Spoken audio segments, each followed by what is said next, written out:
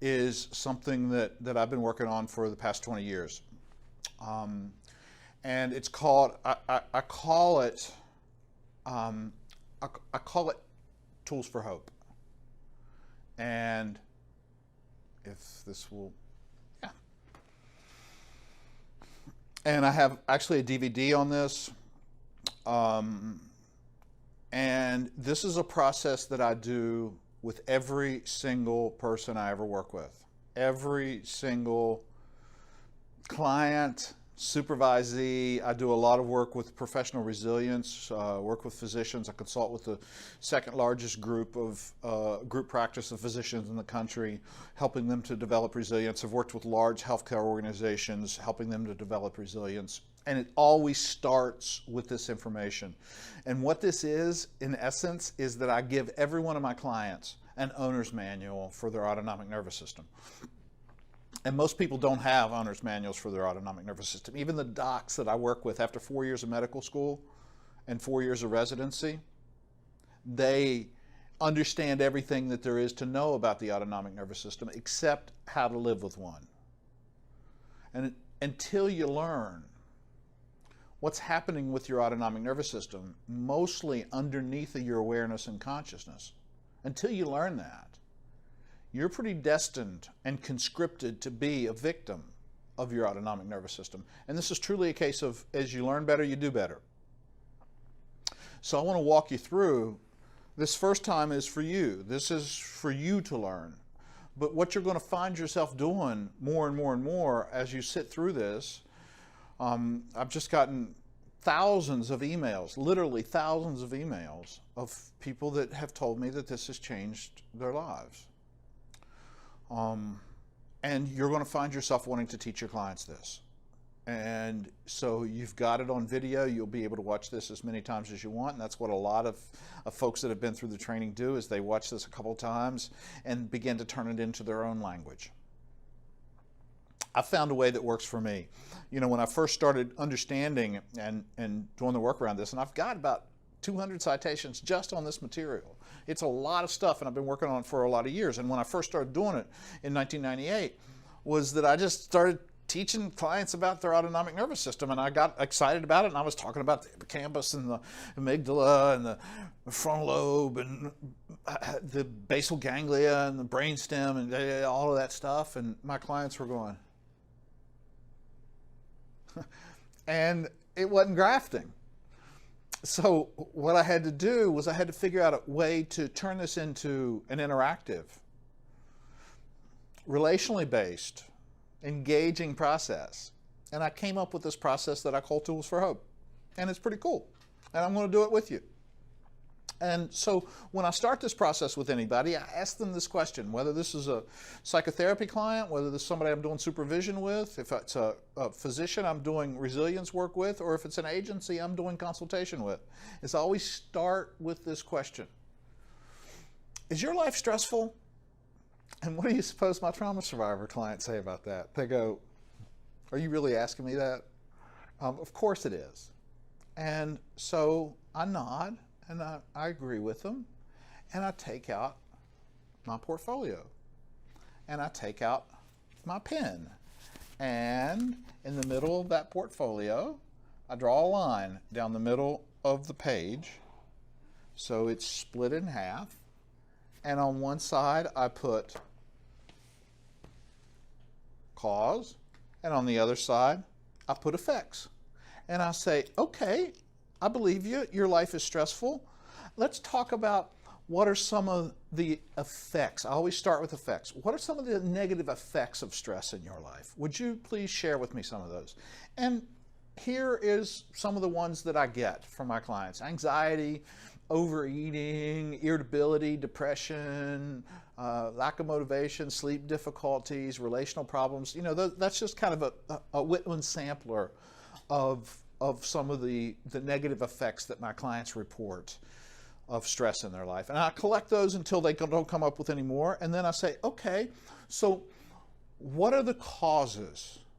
What causes your stress? What are the stressors in your life? And I elicit that information.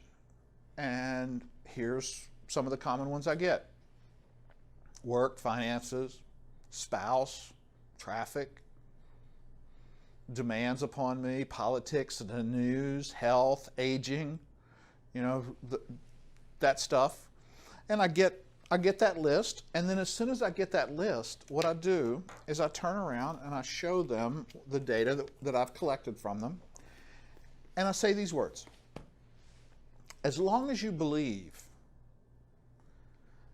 that those causes that you came up with are the reason why you have those effects, then you're going to continue to have those effects. Matter of fact, the primary reason in your life that you have those negative effects is because you mistakenly believe those things that you put in the cause list to be the cause. Those things in the cause list are not the cause of your stress. And how do you suppose that my clients respond to that? Well, having seen that look on their face, from thousands of different people, it's all the same look. They look at me like that. They are incredulous, as I expect you are a little bit right now. A little bit incredulous that that's true. But underneath of that incredulity, what you have is also, is what my clients have, is a little kernel of expectancy that I'm going to produce an alternative explanation of what the cause of stress is. And I shall do that. That's the whole purpose of this. But what I found is that I can't just bald-facedly dump out here and say, these are not the cause of your stress. The real cause of stress is bleh. And the reason why that can't work, I tried that, is because you have such a strata of learning around this stuff, bad learning, that I can tell you what the real cause is and you'll go, bleh, and it won't graft. It won't change anything. To get this to start to catalyze change, what I've got to do is, going back to our pyramid with the line beside it, is I have to use some good cognitive restructuring. I got to start to dismantle some of your belief structures around this so that a new idea can get grafted. And I've come up with a couple of nice gambits that do that pretty well. And what I start with is this question.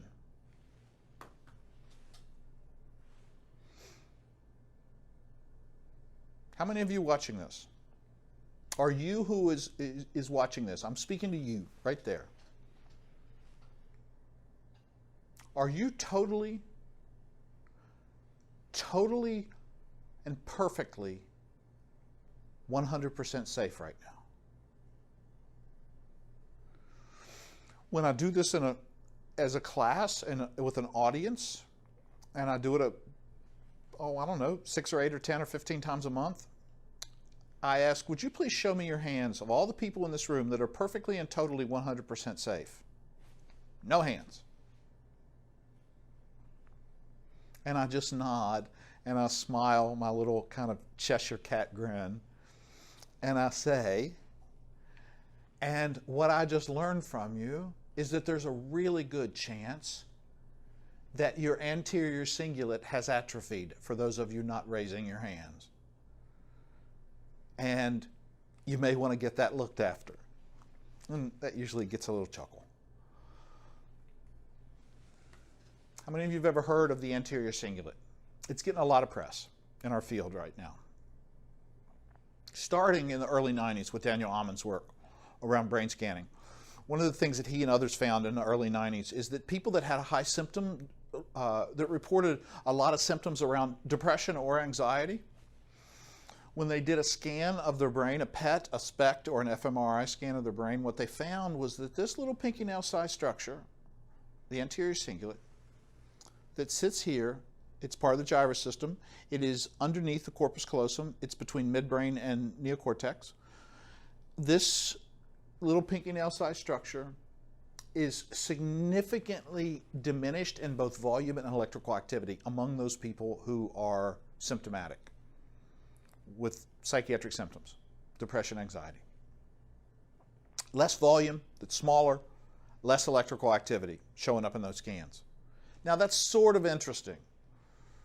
But where it became really interesting was in the late 90s and the early aughts, as they began now running scans on folks that had completed treatment, successfully completed treatment, and they had reported that their symptoms had diminished, that they were now living comfortably without depression or anxiety or whatever psychiatric condition that they had.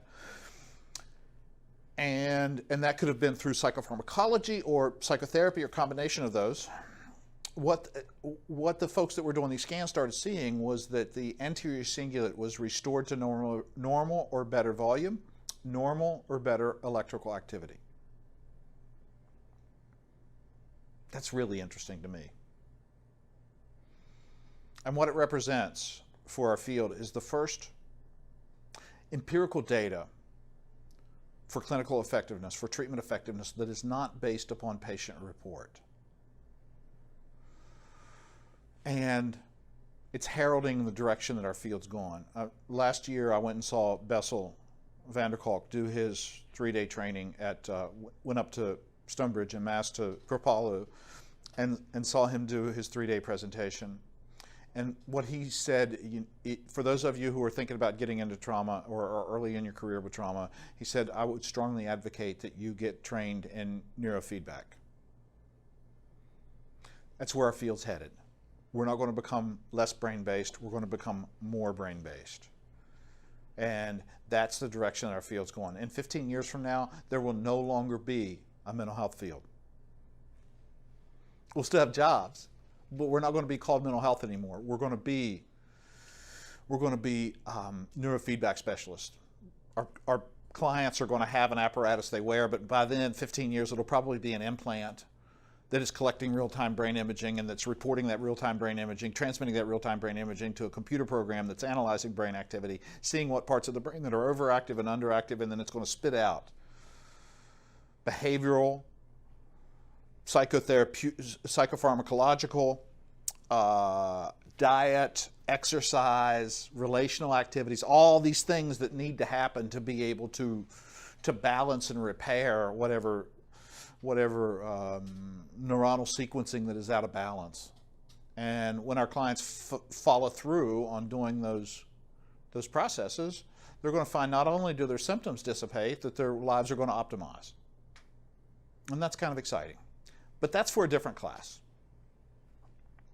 The reason why the anterior cingulate is important to us as trauma therapists is that the anterior cingulate, more than any other brain structure, is the threat detection system. I kind of had, stole that slide from Bob. It's a radar. Whoop, whoop, whoop. It's constantly filtering the environment and ascribing to the environment meaning, to decide. It's the lens through which you are having experience. And here's the big deal about the anterior cingulate. It's a sensitive structure. And when your autonomic nervous system is dysregulated, when your sympathetic nervous system is dominant constantly, what's happening is your HPA axis, the hypothalamus pituitary adrenal, is dumping a bunch of chemicals into your bloodstream. Cortisol, catecholamines, adrenaline, GABA, glutamate. And as those chemicals, which are catalytic, they are gasoline to your jacked upness, to the sympathetic nervous system, as they increase in content in your bloodstream, which happens when you stay in that state, is that those chemicals begin to cross the blood-brain barrier, come in contact with the anterior cingulate, and it begins to shut down. Now, as the anterior cingulate is fully engaged, fully electrically active, full size, when it's working the way that it's supposed to, what it allows us to do, human beings, is that it allows us to do threat assessment based upon sensory data. What we see, smell, touch, taste, or hear. When that anterior cingulate begins to diminish in its functioning, we are less and less and less able to use sensory data, empirical world data, the now, to determine whether we're in danger or that there is a threat. And instead what happens is that we now begin to become intruded upon by painful past learning. And we are doing threat assessment based upon previous experiences of our lives rather than what's real and empirical in this moment right here. That's a big deal. It doesn't sound like a big deal, but it's a huge deal. And let me show you what a big deal it is. Some of you are old enough or been in the field long enough to have heard of Fritz Perls. Fritz Perls was the founder of Gestalt psychotherapy. And Fritzy had a bunch of, he was kind of the king of sound bites. He had all kinds of little quips. And one of his favorite little quips was, lose your mind, come to your senses. It's kind of a cornerstone of Gestalt. Any of you had training at Gestalt, I have, is that that's one of the kind of primary things that you do with your clients, is trying to help them to use their senses instead of their interpretation of those senses. And I'm going to ask you to do that. While you're watching this recording for the next 10 seconds, I'm going to ask you to lose your mind and come to your senses.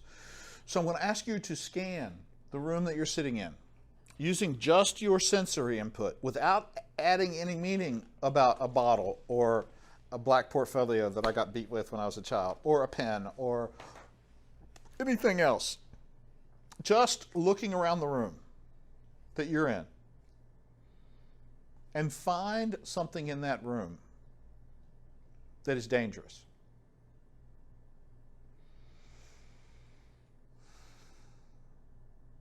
And what you'll start finding is that there's nothing there. Now, when I do this in an audience, I say, would you please point to something in this room that's dangerous? And a lot of time that my clients, the participants in that workshop will point at the light fixture.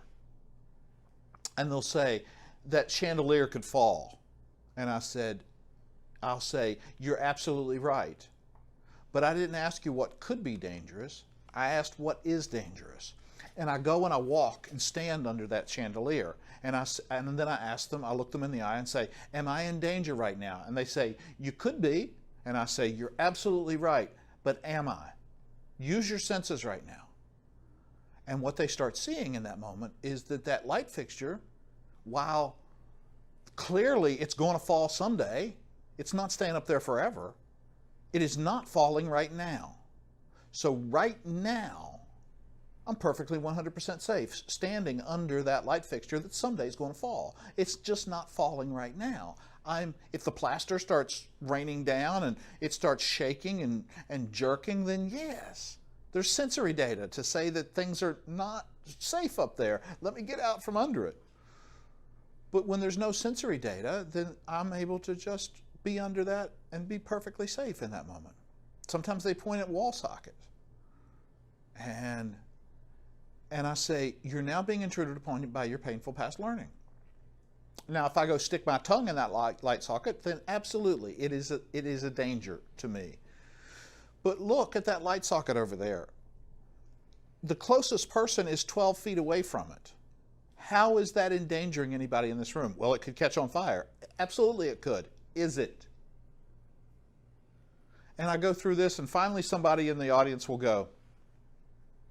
And I say, first of all, a lot of times they'll point at me, and I say, you're absolutely right. I could go off on you.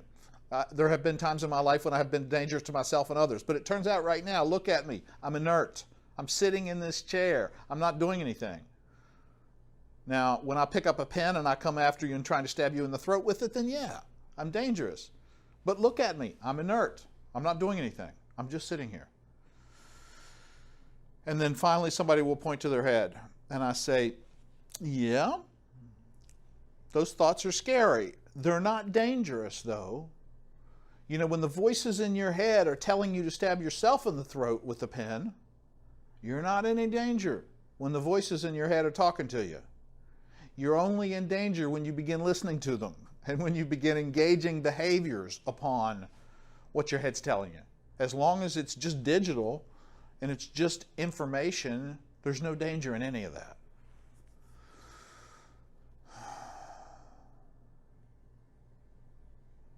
So where's the danger in this room? And sometimes that takes 2 minutes, and sometimes I got to go through 6 or 8, playing out 6 or 8 different ramifications of people pulling out things. But where we ultimately end up with every single one of my clients and every group that I've ever done this with, as I finally say, and where is the danger in this room? And exhausted, they go, there is none. To which I always say the same two words, welcome home. Welcome home. You are perfectly and totally 100% safe right now. That's a really big deal. And for a trauma survivor, that may be the biggest deal, is to have them have an empirical experience of being safe. Because for trauma survivors, they do not know the difference between being safe and feeling safe. For a trauma survivor, until they meet you, they believe every time that they're afraid, they are really in danger. And we're going to help them pop those two things apart. And just because you're afraid doesn't mean you're in danger. If you really are in danger, what's right action? Yeah, get the hell out of it. But if you are not really in danger and you're perceiving threat, then the behavior, engaging behaviors of trying to get safe when you're not in danger, at best those behaviors are inefficient. By the time that our clients get in to see us, usually those behaviors are pretty self-destructive of what they're doing to try to get themselves safe when they're not really even in danger. They're just perceiving threat. And to help them to pry those two things apart and understand those as two different things is really important early psychoeducation cognitive restructuring. Also, the take-home piece of that for you guys is to see in real time, right here, right now, that your painful past learning history is intruding into your perceptual system right now with such intensity and such ferocity that it caused you to hallucinate. Most of you watching this video have advanced degrees, and yet 3 minutes ago, 4 minutes ago, you were perceiving threat where there is no danger. You were seeing things in your environmental space that are not there. You were seeing dangers that are not present. That's called hallucination. And you're at the top of the food chain, at the top of the heap in terms of development. And you're perceiving threats where there are none. What do you think it's like for somebody who's a trauma survivor? Yeah, it's a big deal. And forget about your clients. Here's how this becomes important data for quality of life. The only sanctuary you get for the rest of your life, the only place that joy, peace, purpose, meaning, and love exists, the only place you're ever going to experience safety for the rest of your days is here now. That is the only place that it's available to you, is here now. And what you just learned is that your painful past learning is constantly intruding into your perceptual system, causing you to perceive threat where there is no danger, and contaminating the sanctuary of this moment. And hopefully you can start to see the ramifications of how that damages quality of life. And finally, the other reason why that's really important to do with your clients is that nobody will ever start self-regulation. Nobody ever starts doing the interoceptive process of taking their attention off of the environment and putting it in themselves until I can demonstrate to them that they're not really in danger, that they don't need the hypervigilance right now because there's nothing in this environment that's dangerous. And what I just did to you and to my clients is I just hacked your system. And I have installed a virus. It's a positive virus, but it's a virus. And it's going to change the way you perceive the world. Because watch what happens. Watch what happens right now inside of your body. Ask yourself this question. Am I really in danger right now? And watch what happens in your body when the answer is no. What do you feel happen? There's a release, isn't there? There's relaxation. There's peace and comfort inside of your body. Once you recognize that there is no empirical danger, there is no need for my threat response system to be activated right now. That's important. Now, moving this forward, I go to the next little gambit, and I then ask this question. We live in the safest time in humankind's history. True or false? And that always ends up being a really wonderful question because a lot of folks answer it just straight away. And then they'll change. They'll say, yes, that's true. Wait, no, that's, and then you start seeing them flipping, flopping because they ended up going head, gut, head, gut, head, gut. Because most folks that I train have advanced degrees. They're pretty smart. They do reading, and they start seeing that, yeah, probably that is true. And it is. The World Health Organization did that study back in 2008, is that we that live in high and medium income countries, we're safer than any generation that has ever existed on the planet. We are more insulated from natural disaster, warfare, crime victim, pestilence, famine, natural disaster, all of those things, disease. There's less of a chance of one of those infecting us or hurting us than ever before. Human beings in habitation of this planet. So we are the safest generation ever to live on planet Earth. And while we are the safest generation, and congratulations for having built the safest world ever for your children, we are also the most afraid. There has never been a generation more afraid than we are. And how can both of those two things be concomitantly true? We are safest and most afraid. And those of you whose thoughts went to media, you're correct. Our grandparents had more traumatic lives than we do. They encountered more trauma growing up and into their adulthood than we do. But we are many more times traumatized than our grandparents. And the reason why is that there has never been a generation that has imbibed more trauma than us. And what Laurie Perlman and Linda McCann, a couple of psychologists from Connecticut back in the late 80s, proved with their work with vicarious trauma is you do not need to survive trauma to get traumatized. All you need to do is witness it. And while we are surviving less trauma, we are witnessing exponentially more. And as a result of that, we have all become trauma saturated. The United States is trauma saturated. Everybody in the U.S. has PTS. We don't have the D because we don't have criterion A. But everybody has post-traumatic stress. And we call it euphemistically stress, and we attribute its cause externally. But when you start getting this material, what you start learning is that all stress is traumatic stress. All of it. But we're not there yet. To demonstrate how this works, and when I do this in an audience, I say, how many of you all in this audience have ever been attacked in a parking garage? And occasionally I get a hand, one or two hands go up. And if somebody raises a hand, I say, I would ask for you to sit out of the answering of this question. For the rest of you, how many of you, when you go in a parking garage, find yourself on guard and wary? And all the hands in the room go up. And I say, why? And they say, because it's dangerous. And I say, how do you know? It's not dangerous. You've never been attacked. Where did you learn this was dangerous? Yeah. So think that through with me. Somewhere in your history, you have witnessed somebody being attacked in a parking garage. You saw it on CSI. You had a patient who told you the story about being attacked. You had a family member. You read it in a novel. You saw it in a newspaper. Somewhere in your history, you witnessed somebody being attacked in a parking garage.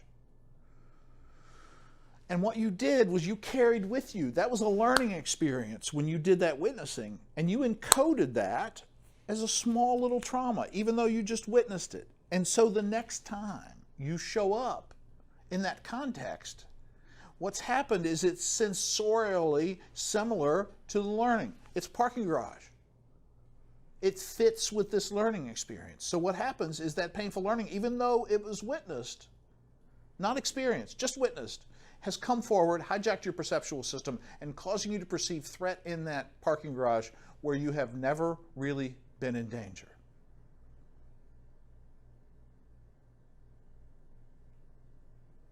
How many times a day do you perceive threat?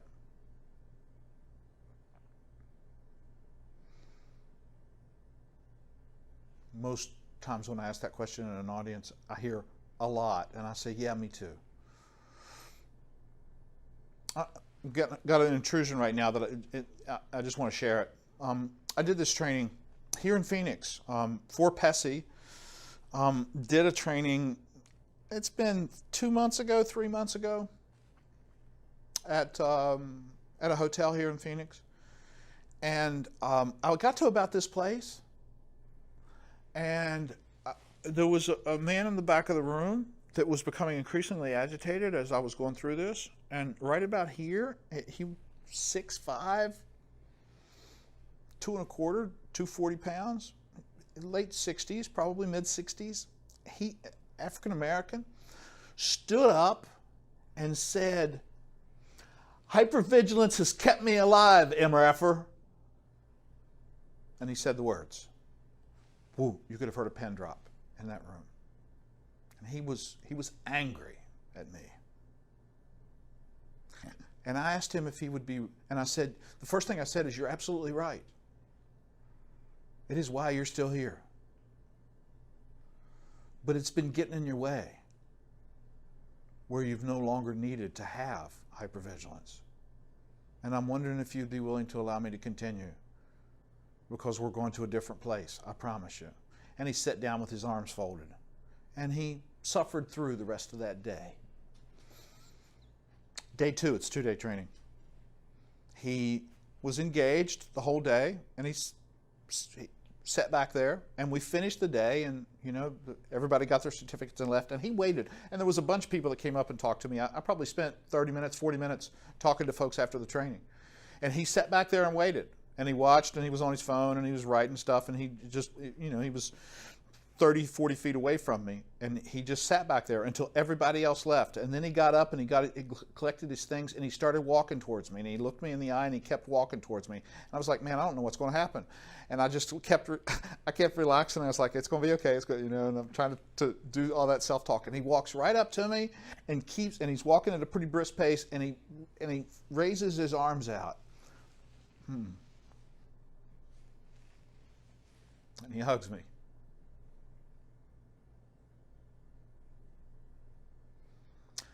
And he says, "Thanks for introducing me to me."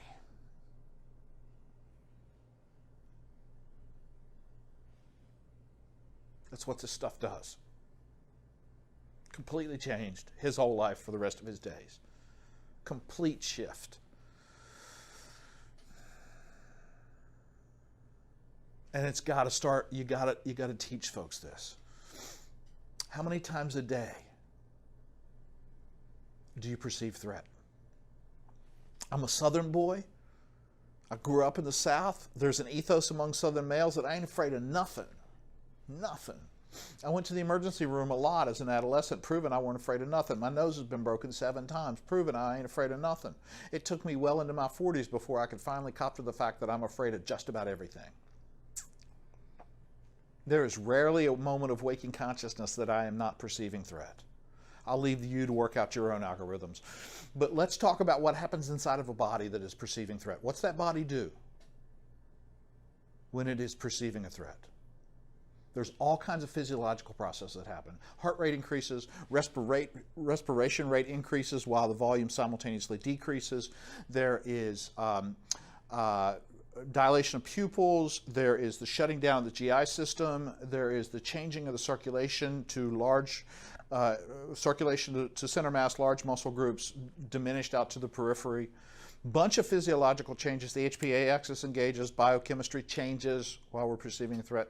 How about muscles? What do they do when we're perceiving a threat? They constrict. Your muscles constrict when you're working out. They constrict when you're doing manual labor. Typing is not manual labor. But as soon as you're done with the manual labor or the workout, your muscles relax again. What causes muscles to constrict and stay constricted? Perceived threat. That's the only reason. And as long as you stay in the context of a perceived threat without intentionally relaxing the muscles of your body, your muscles stay constricted. So how often during the day do you have constricted muscles, tight muscles, uncomfortable body? That's how frequently you're perceiving threat. Anybody want to adjust their numbers? It's pretty ubiquitous. How about brain activity? Brain more active or less active when we perceive a threat? Yeah, it's a tricksy question. It's both. That when you take a scan of a person's brain, you look up there at you look on the screen and see the PowerPoint. That's a brain scan. And the outside part of the brain, when a person is relaxed, comfortable, peaceful, satiated, those are all synonyms for parasympathetic nervous system dominance. When the parasympathetic nervous system is dominant and you take a scan of the brain, what you see is the whole outside part of the brain, the frontal lobe, the temporal lobe, all of the neocortex is lit up reds, oranges, and yellows. All the electrical energy is distributed to the thinking part of the brain. But at the moment that a person perceives a threat, and the longer that they stay in the context of that perceived threat without intentionally relaxing the muscles of their body, what happens is that that electrical energy gets siphoned away from the thinking part of your brain, and it gets delivered here to the brain stem, to the middle part of the brain called the basal ganglia, and the thalamus. And the longer that the person stays in the context of that perceived threat without relaxing their muscles, the more they lose of neocortical functioning. Is that a big deal? I think it may be the biggest. What's your frontal lobe do for you? A lot of stuff, right? Like judgment, reasoning, intelligence, creativity, humor, fine motor control, impulse control, relational skills, identity, volition, intentionality. And broken Wernicke's language, speech. What's the media of thought? What do you think with? You think with words. What happens to somebody who stays in the context of a perceived threat without intentionally relaxing the muscles of their body? What happens for them is they temporarily, as soon as they're out of that situation, it comes back, but they temporarily lose the ability to think. When your client is complaining to you of racing thoughts, they don't have thoughts. They're not thinking. They're being intruded upon. That's not thought. That's not intentional thought. That is ego-dystonic thought. And all of those thoughts are organized around that they're intrusive and they're racing because they are trying to talk the person into getting themselves safe because they're perceiving a threat. It's procedural memory. That's a big deal for our field. Because what we've believed for 150 years is the reason why our clients are distorting perceptions of themselves in the world is because we have believed that to be a software error. We've believed that our clients don't have the right software, and what we've been trying to do is we've been trying to teach them different software. What we've learned in the past 10 years is it's not a software issue at all. It's hardware. Your clients have temporarily lost the hardware to be able to think intentionally. And our job is to help them to get the hardware back online. And when you help clients to get their hardware back online by regulating their autonomic nervous system, being in a relaxed muscle body, the really lovely and graceful thing about that is they stop distorting perceptions of themselves in the world. Their perceptions begin to aright all by themselves. They don't need a therapist to tell them how to think. They begin going, oh, that's not how I want to think. That's not true. And they change. So, what I've just done with you is we've been talking about, for the past few minutes, the sympathetic nervous system. Not to insult anybody's intelligence, but to make sure we're both on the same page, is that every human being has an ANS, autonomic nervous system. That autonomic nervous system is bipolar and biphasic, meaning when one branch is in charge, the other is recessive. Sympathetic, parasympathetic. parasympathetic system, relaxation, comfort, peace, satiety, that is the nervous system that is dominant in all human beings. It is the nervous system that's in charge. There is only one thing that causes the sympathetic nervous system to turn on, and only one thing that causes the sympathetic nervous system to stay on. Anybody have a guess of what that might be?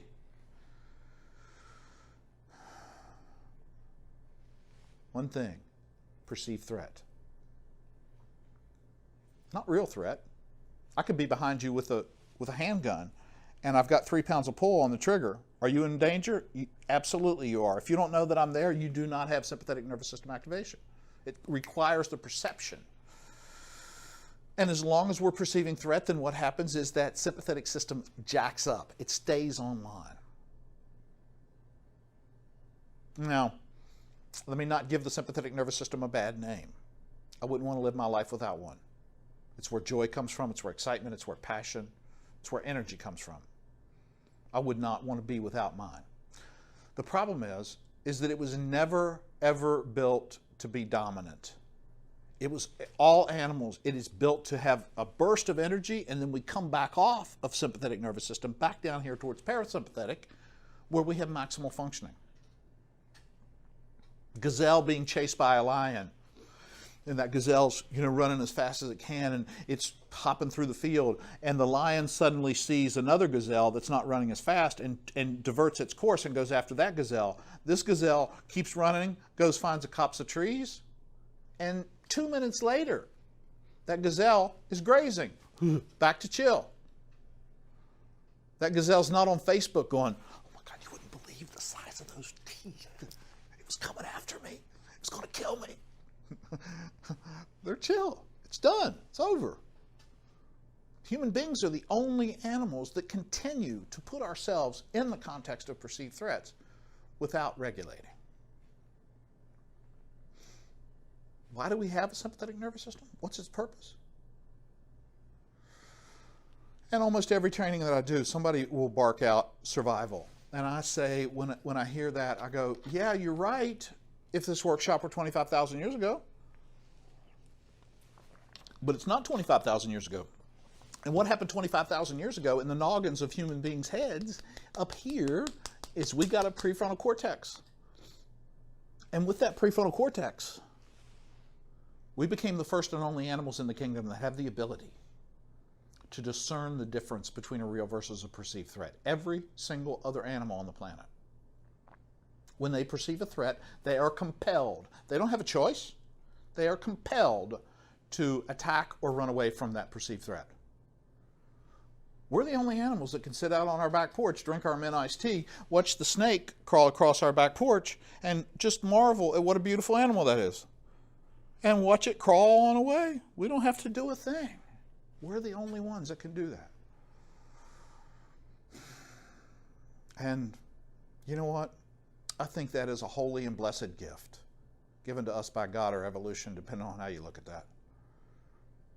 And we've not been very good stewards of that gift. We've not used it very well. All you got to do is turn on CNN for 5 minutes and see how poorly we are equipped to discern the difference of real versus perceived threat. We got a lot of evolutional headroom to grow into discerning the difference between real versus perceived danger. And you know what? That gives me some hope for our species.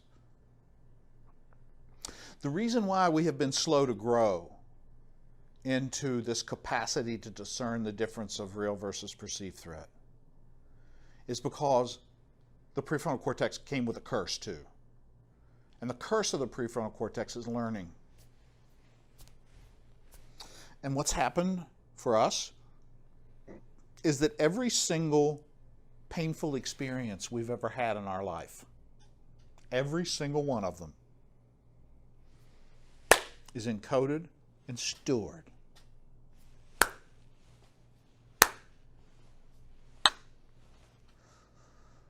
And so when we encounter a situation in the future that is in any way sensorially similar to those painful learning situations of the present, those painful learning situations of the past, what happens is that the sensory memory from that painful learning experience comes forward, hijacks our perceptual system, and causes us to perceive threat here in this moment where there is no danger. There is the rub. Francine Shapiro, in her development of PTSD, she talked about capital T traumas and lowercase t traumas. Capital T traumas, criterion A, those events that cause PTSD. Not everybody has capital T traumas, but lowercase t traumas are the experiences in our past of painful learning that cause us to perceive threat in the present. Every single one of us have tens of thousands. And that was just junior high school. If you went to junior high school, you have painful learning in the context of other human beings. We had hundreds of painful experiences in junior high school. That the sequelae of that is it has caused us to perceive other people and their judgment of us as a threat. Just junior high school, even if you had great parents and great development, just that is intruding into your perceptual system of the way that you perceive other human beings. And as a result of that, I mean, how many painful learning experiences do you have in your past? Yeah, a lot.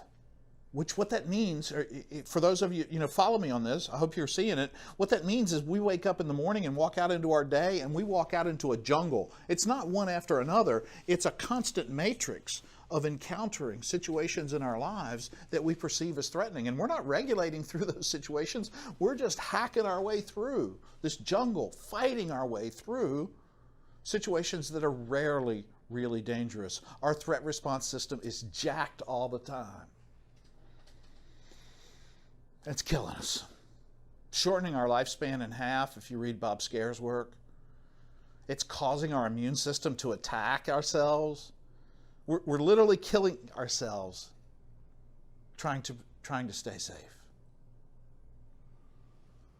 And where we're just rarely in real danger.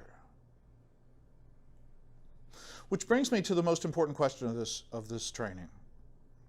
It's the most important question I'm going to ask you during this whole training. I've asked several Socratic questions, and this is going to be the most important one. It's actually the most important question you're ever going to be asked again for the rest of your life. And that question is, we're coming up on the end of this. Thank you for hanging in with me. That question is, what is right action? What's the right use of your will? What's the right thing to do when you perceive threat but are in no danger? Perceive threat, no danger. Sometimes people say change your perception. And man, that would just be wonderful. It would be really cool to wake up tomorrow morning and go, Eric, you're not really going to encounter anything dangerous all day long. Just chill. How well does that work for you? It doesn't work. And the reason why is threat perception bypasses the neocortex. The anterior cingulate's already talked to the amygdala. Threat response has already gone off. Neocortex is already diminishing in its capacity. And it's not going to let you retask the neocortex, what you have left that's diminishing, to do something as menial as change perception while it is embroiled in trying to figure out a way that you don't have to die during this situation. That you can change the perception, but you got to keep rehearsing it in order to keep the benefits of that. And the person can't keep rehearsing it while they're engaged in their lives. No, that's not the right way to do it. The right way to do the right action when you are perceiving threat and in no danger is to relax the muscles of your body. And you know what you get in 1 second? 1 second of relaxing the muscles in your body? You get to be inside of a comfortable body. And that's pretty sweet. That's pretty nice. 1 second of relaxing your muscles, you are immediately inside of a comfortable body. You are no longer experiencing stress. That's pretty cool. I was 40 years old before I found my way into a comfortable body. And that's precious to me. And if the only thing I got from self-regulation was I got to be comfortable inside of my skin for the rest of my life. it would be worth the effort. But that's not all I get, because when I sustain that for 6 or 8 or 10 or 15 seconds, what happens is neocortex reboots. I get back judgment, I get back reasoning, I get back language skills, I get back my grace, I get back my intelligence, all that stuff comes right back. And I'm back to maximal functioning simply by softening the muscles in my body. Now let me ask this question a little bit differently. How about somebody's got a gun to your head? You really are in danger. What's right action? And a lot of times people will say, run, fight back, talk your way out of it. Okay. If you want to run, do you want to run fast? If you want to fight back, do you want to have maximal agility and maximal stamina? If you want to talk your way out of it, do you want to be as manipulative and use language as best that you possibly can? If the answers to those are yes, then how do you get maximal capacities of those things? Yes, it's to dial down, not up, down. Now, there's a caveat to that. You do get 15 or 20 second bump of improved performance across the board with the adrenaline dump. But after those 15 or 20 seconds, what happens is all of those capacities begin to diminish while you're staying adrenaline intoxicated. You are less strong, less agile, less fast, less intelligent. And so it usually takes some combat training or martial arts training before people find out how terribly important it is to be in a relaxed muscle body, while, or at least not fully relaxed, regulated. I'll go into that in a little bit.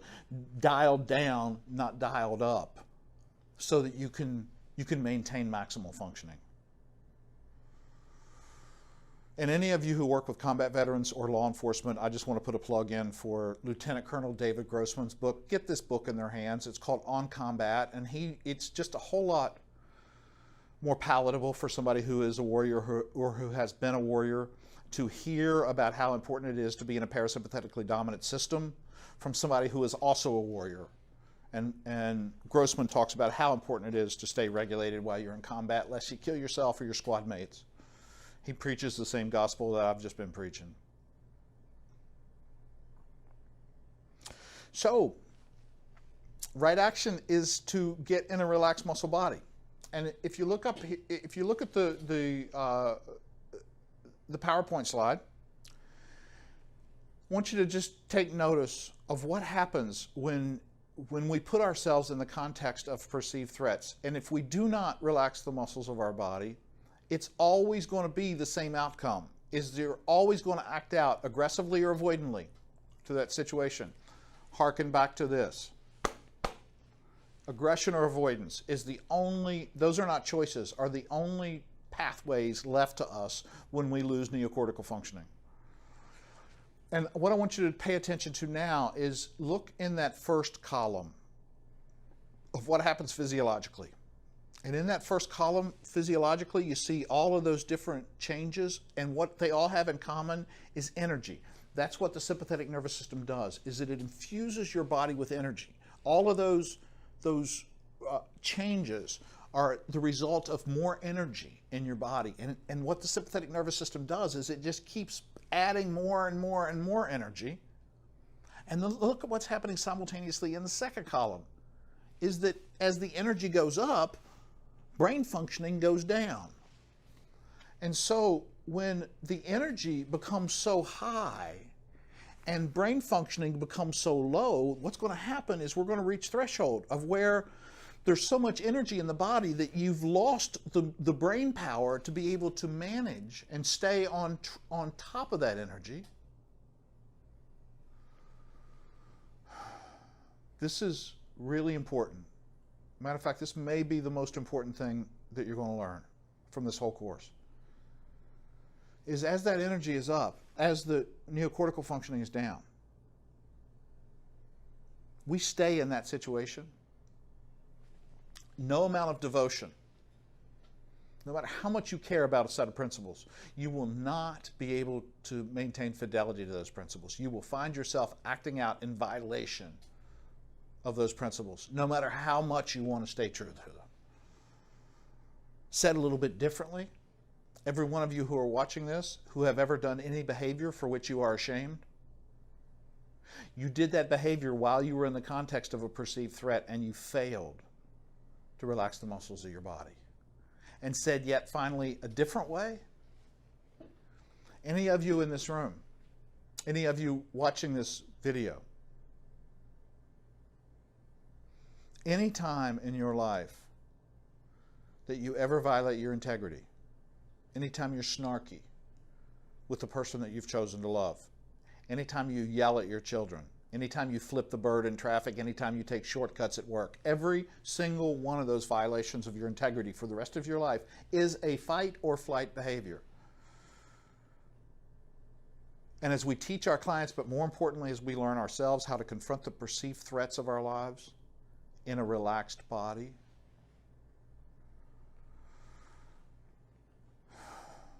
the first thing we get is a comfortable body. That's nice. Second thing we get is the restoration of fully functioning neocortical functioning. That's also nice. We get to be creative and intelligent in how we handle that situation.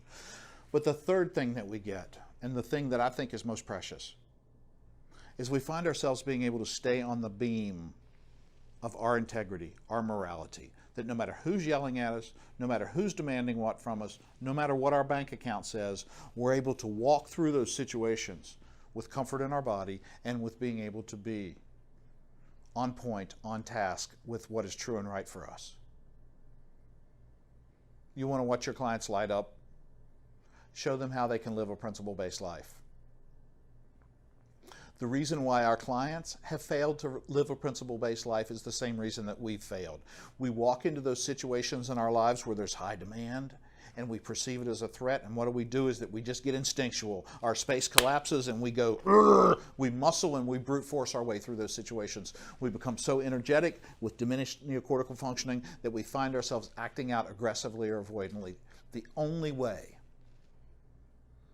to consistently stay on the beam of our integrity is we got to walk into those situations of high demand, and the very first thing that we have to do is that we got to release the energy in our body, and you do that by relaxing your muscles.